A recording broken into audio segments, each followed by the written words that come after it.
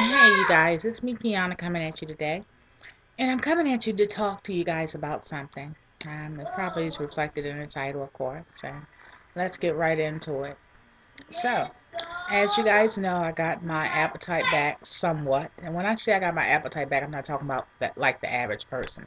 I'm talking about to eating, basically like a gastric sleeve patient. Because all this time, 8 months, I wasn't able to really eat that much. I mean, really hardly nothing. I was eating soft stuff. I was eating soup, and basically I was doing it because my body was not really like processing it and handling it right. It just didn't feel right going down. Sometimes I just felt, sometimes this was like I can't really eat the amount that I want, so it really doesn't matter. I was just doing enough to basically fuel my body somewhat, or just a little bit. So it just was, I don't know. I just really didn't have a desire for food. It just was a combination of so many different things. And you won't really probably understand what I'm talking about unless you've had the sleeve or weight loss surgery yourself. So that's why I try to give you guys details and try to give you guys, so that you guys know somewhat of um, why I do what I do or why I have to eat the way I eat. I try to give you guys as much details as possible, but being that you haven't probably had weight loss surgery or the sleeve itself, you're probably not going to fully get what I'm saying or what I go through. So, needless to say, all that put aside, I have gotten my appetite back somewhat. Okay, you guys, so let's talk. Let's really get into some real truth. I've been eating what I want, when I want, since I've gotten my appetite back. Now, when I say that, I'm not talking about eating the amount that I used to eat because that's impossible. I can't imagine having a plate of food the size that I would eat before. And believe it or not, the size I would eat before was just like, how you go get the supersized fry and a big sandwich and a big Coke. Well, that still is like 2 meals. If you know anything about portion control and things like that, that's still 2 meals. You're getting 2 meals of food at one time. We, as a society, think our portion's supposed to be like that. We don't understand that we're actually eating the amount for 2 people, but we're eating it in one setting. We're eating it in one meal. We're eating it in one order. So when we say, "Oh, I just had an order of large fry and a quarter pounder with cheese and a Coke," but the caloric intake and the carb intake and things like that of that one meal that we had, that one meal, it wound up actually being the amount of 2 meals. So when I say that I've been eating ever since, I'm not talking about the meal size that we as a society um, look at as normal or as a regular meal. I'm talking about like if I have, for instance, I ate a taco yesterday. If you've been following me, that's my favorite food. Used to be. And this taco tastes so good that I had Daddy made it actually. And it took me literally half the day to eat that one taco. Now, the thing with that is my mindset, that was a lot because my mind is now, after 8 months, accustomed to only eating this amount of food or X amount of food, if you're understanding what I'm saying, if I'm explaining myself right. So I have to recondition my mind, for one, as to what real portions are, what healthy portions are. Some say that, don't have portion control, just eat all the right foods. No, because I believe that we shouldn't have this love that we have, this love affair that we have with food. Food was not intended for us to have a love affair with. It was actually intended for us to fuel our body. And yes, we're supposed to enjoy what we're eating, but to have a love affair with it to the point where we just eat until we want no more, That's not what it was intended for. And if that's what you do, hey, I'm cheering you on. Go for it. But that's just not what I choose to do. And being that I've went through what I've been through with the love affair of food, I choose to um, practice portioning out my food properly to the needs of my body. Okay. Again, what you choose to do is what you choose to do. And that's why you are an individual as well as I am. But we're different people, and that's what I choose to do. Um, it's just my mind is playing tricks on me because what I'm eating is not overeating, but in my mind it is because I'm not accustomed to eating hardly anything anymore, if you're understanding what I'm saying. So, in a day, let's just go over what I would eat. Now, the reason why I'm saying I've been eating since I got an appetite, again, because I wasn't accustomed to eating. So, I'm like, if I eat, let's see, if I eat a piece of roast beef with a little bit of mashed potatoes and maybe some green beans on the side, um, my portion would be like maybe one slice of meat, and I'm talking about one slice literally. One slice of meat, probably about 4 or 5 spoonfuls of the mashed potatoes, and about 4 spoons of the green beans. And that is what a lunch would be for me. And then for, say, let's say breakfast, and this is the same day. Now, mind you, this is coming from somebody that wasn't able to eat hardly anything. This is coming from somebody that was just eating like maybe some tomato soup, maybe a protein shake at later on that evening, and then maybe a chicken noodle soup, a half a can of that later on that evening. That would be it for me. Like, that was a good day. Okay.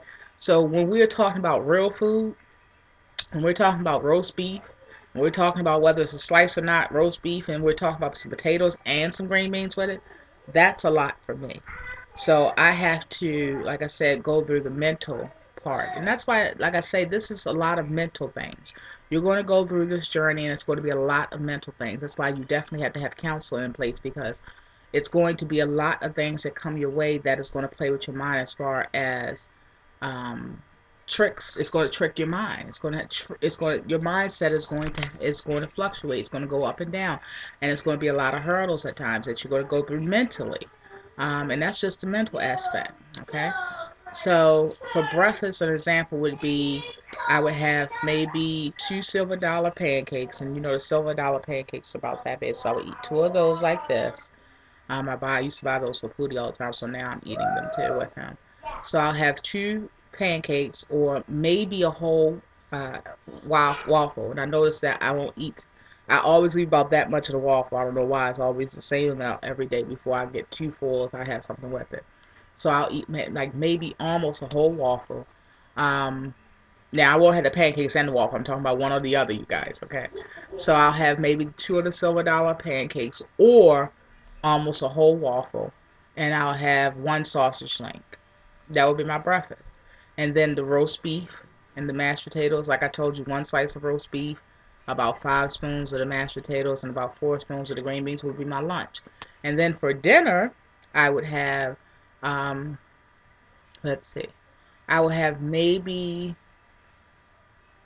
as far as like fish, I would have maybe 2 ounces of fish, a little small piece of fish. I would have that.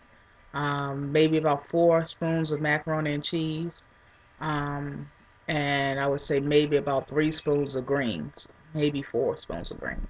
And that would be my lunch, my dinner. So that would be what I eat on a day. Now, that's a whole lot for me. But for the average person that's just eating or dieting or whatever, that's very little. Okay, at the end of the day, that's about maybe 800 calories or something like that. Um, but again, that's a lot for me. Going from somebody that, at times, to be honest with you, I was getting in like 300 calories. Now that wasn't good, but I'm just being honest. At times, I wasn't getting in no more than about 300 calories. So to go from 300 to like 900 or 800, that's a lot for me. So I have to watch my mind because you don't want to wind up with a eating disorder. You already have some form of an eating disorder as far as being an overeater, okay? Because some people label that as an eating disorder. But then you don't want to go on the opposite side and wind up having an eating disorder as far as having an unhealthy relationship with food. So that's why you need counseling, because you need that happy medium. You need um, that balance, that healthy balance. And that's what I'm working on, because I don't want to beat myself up about eating. Um, but I also want to do it in the right way. So now I'm starting to use my measuring cups for my food. What I do is I eat in this size cup. These are the little baby cups that you can get out of your local Dollar Tree. You can get them in the baby section. So I eat out of those kind of cups, because what that does is it measures out my food for me properly. Um, because the reason why it's imperative to measure out your food is because the average person, you don't have to do this, okay? Again, this is something that you don't have to do. Whatever you do, work it. Whatever I'm doing is clearly working for me. So you do you, and I'm gonna do me, okay? Um, can we agree with that? Um, but the reason why it's important for you to measure your foods, if you've had weight loss surgery, this is what I'm talking to. When I do these videos, I'm talking specifically to people that had weight loss surgery, contemplating weight loss surgery, or actually want to know facts straight from somebody that actually had weight loss surgery. So, reason why it's important to measure out your food is because we can only hold a certain amount of food in our stomach. It's just that's just what it is.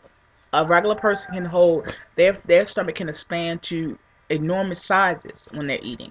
We can only go with so much. We can only fit in with so much. So you have to measure your food, because you will get sick if you've had weight loss surgery with trying to cram in more food. That's why it's important to measure your food. Now, somebody else that didn't have weight loss surgery, you don't have to measure your food, because your stomach can stretch to these enormous amounts. It can go from really small and to stretch like a muscle that it is to enormous amounts. We can't if you've had like weight loss surgery. So we have to measure our food so that we don't get sick by trying to press in more than what we actually can hold. Okay? So that I hope that has cleared up some things. When people hear that you're measuring food, when you're counting calories, when you've had weight loss surgery, there's certain things you have to do. Maybe if you haven't had weight loss surgery, you're not going to have to do these things. You can choose to do these things. But when you had weight loss surgery, you have to do certain things. We have to know the vitamin intake. We have to know what's in our food, because certain things that is cooked with make upset our stomach. We have to know, the size or the ounce. We have to know how many calories is in certain foods, because we need to have a certain amount of calories per day. We have to know these things to be healthy if you've had weight loss surgery. Now, if you haven't had weight loss surgery, you don't have to go by these things. It's a choice. You don't understand fully because you've never had it.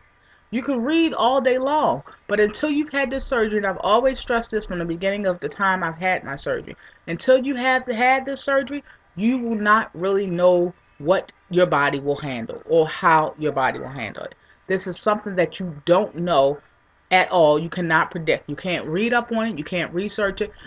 You could do those things, but it's not going to necessarily give you the full insight of what your body will do about how you react. You won't know these things until you've had the surgery. But there's certain things that we, as weight loss surgery patients, have to do. It just is. So, yes, I am now starting to measure my food. Yes, I am starting to keep it in check. I allowed myself to be able to eat whatever I want for 2 weeks. I'm still in that time zone, okay? But as soon as that time zone is up, I'm not playing. The reason why is because that's when people start gaining their weight back, and that's when people start not losing a pound. And those are things, let's face it, that none of us want to incur. Now, if it does occur, that's the beauty of having the weight loss surgery. You can jump right back on point. You can go ahead and implement all those things that they told you to do all along, all those tips and stuff the doctor gave you, all those things that you've heard other weight loss surgery patients that actually have done it, have told you that they've done. All those things, you can start implementing those things again back in your life. You just have to pick right back up and get right back on that horse and ride the I don't know what out of that tool, because that's exactly what it was. It was there for that reason. So, on that note, I'm sorry about the video being so long, but I wanted to give you guys some insight on, yes, I have been eating. Yes, I've allowed myself to eat whatever I want. So if I want a taco, even though it'll take me a half a day to eat that taco, yes, I eat a taco, because I went 8 months without eating hardly anything. So yes, I have for 2 weeks allowed myself. In my mind, I said 2 weeks. I'm allowing myself that if I want a few meatballs, and I can't eat no more than like 3 or 4, to tell you the truth. 4 is like the max. But if I want 4 meatballs for lunch, I'm going to eat 4 meatballs. That's a very little bit for the average person, but it's a good amount for Kianna. Okay? So if I want 4 meatballs, being that I've not eaten hardly for 8 months, I eat those 4 meatballs. But I have a total of 2 weeks to be able to eat whatever I want. But after that, game on. On that note, you guys, I'll talk to you guys later. I hope this is giving you some insight and some clarity into my world, into a weight loss surgery patient, someone who's actually had the surgery, someone who has lost a ton of weight thus far and still have more to go, but we're going to do it. And I'm showing you my journey on how I'm going to get there. And I appreciate you guys going for the ride. So make sure you thumbs up this video. It encourages me to share videos like this, to give you guys some more insight, and to also open up, tell a little bit about my struggles, about my journey, and about my life. I appreciate you so, and I'll talk to you guys soon. Make sure you go check out my store. All the jewelry you see in this video, and these swatches. I'm sorry, I did another video a few minutes ago about some new products that's not even on the not even released yet. So you guys will actually be first to see the new products that will be released in the next couple of weeks. So all the products that you see in the store, on me, my double-fingered ring and my necklace and stuff, and it comes in different colors. You can find them at bigcuz52.webs.com.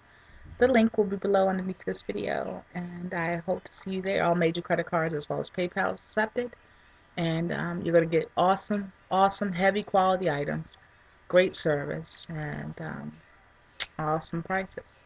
I'll talk to you guys soon. Be blessed.